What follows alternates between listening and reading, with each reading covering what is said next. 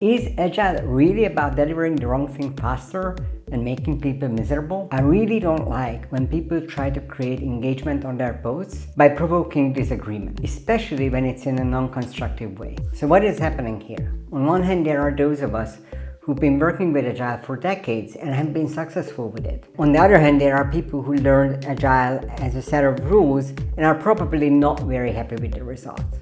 For these people, a post like this is providing some kind of self-justification. Because for them, it's someone finally saying what they believe. But what ends up happening is that we go into fights about is Agile good or not, when in reality we should be speaking about why those teams are not successful. What's especially ironic about this post is that Agile was never meant to deliver faster. It was meant to steer faster. Our goal with Agile is not to get something out the door as soon as possible. Our goal with Agile should be to get feedback as soon as possible and steer our product towards the things that we want to build so that we don't build the wrong thing.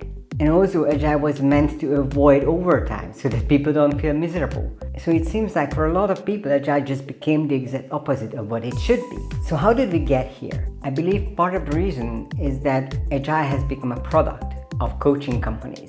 And these coaching companies have set up rules, set up frameworks that they teach, because it's much easier to teach this standardized version of Agile than to teach the mindset.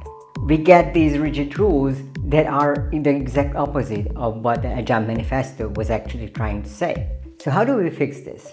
First of all, we as developers need to start focusing on the why. Ask why we need those rules, and instead of following the rule, try to achieve the goal. The second thing is feel free to experiment. You don't have to follow every single rule that is in the Scrum Guide or any rules that some Agile coach told you. The point is that you should focus on being an effective team. And if you call that Agile, fine. If you don't, actually I also don't mind that. But keep in mind that you might find really helpful people in the Agile community who can help you become more effective. I also like hands-on workshops where people can experiment, like code reads, but also Lean Poker. With Lean Poker, you end up in an environment where the goal is clear and you care about winning. So you are much more likely to actually discover what works for you and what doesn't. And then you can take those learnings and implement it in your real-life work. If you got interested in Lean Poker, visit leanpoker.org or follow the link in the description.